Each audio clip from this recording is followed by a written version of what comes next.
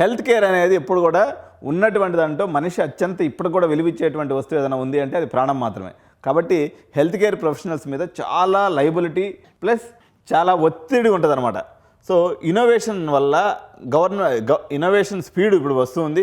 Governance and safety కానీ ఉన్నట్లయితే transparency, clinicians must understand the why, validation, continuous not at one time, ఎప్పుడు చూసుకుంటూనే ఉండాలి పేషెంట్స్ని, regulation, evolving frameworks for safety. So safety framework కానీ line up చేసినట్లయితే హెల్త్ కేర్లో ఏఐ యొక్క ఉపయోగం అనేది చాలా గొప్పగా ఉంటుందని చెప్పేసి ప్రతి ఒక్కరు చెప్తున్నారు. ఇప్పుడు ఐటీలో ఉన్నట్టుగా వేరే ఇష్యూస్ లేవు, ఎందుకంటే హెల్త్ కేర్లో ఇంతవరకు ఏ ఆప్షనే లేదు. కాబట్టి రాబోయే ఉద్యోగాలన్నీ కూడా ఏఐ మీద చదివిన వాళ్ళు కూడా హెల్త్ కేర్ మీద చేయాల్సి వస్తుంది. The global innovation engine, scale, the population demanding big data solutions, infrastructure, a digital backbone for interoperability, ambition, the world's tested for complexity. So ఈ 3 లక్ష్యాలని గ్లోబల్ ఇన్నోవేషన్ ఇంజిన్ స్కేలు అంటే పెద్ద ఎత్తున చేయవలసి ఉంది, ఇన్ఫ్రాస్ట్రక్చర్ బిల్డ్ చేయాల్సినటువంటి అవసరం ఉంది.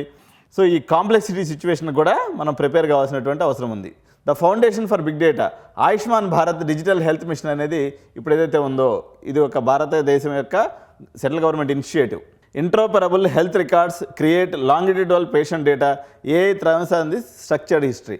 ఇప్పుడు మొత్తం ఏదైతే డిజిటల్ అయిపోద్దో మొత్తం భారతదేశం ఇప్పుడు ఆధార్లో ఎట్లయితే మనం యొక్క నార్మల్ ఐడెంటిటీని పెట్టామో ఆయుష్మాన్ భారత్ డిజిటల్ హెల్త్ మిషన్లో భారతదేశం యొక్క entire history of the patients వచ్చేస్తుంది అనమాట. దానివల్ల గవర్నమెంట్ ఏంటంటే ఒక పెద్ద స్టెప్ తీసుకోవాలి, ఎక్కడైతే మనం వీక్గా ఉన్నామో ఆ స్టెప్ మీద మాత్రమే కాన్సన్ట్రేట్ చేసి బడ్జెట్ అలొకేషన్ చేసినట్లయితే ఆ ప్రాబ్లంని ఓవరాల్గా మన దేశం అడ్రస్ చేసుకునేదానికి అవకాశం వస్తుంది.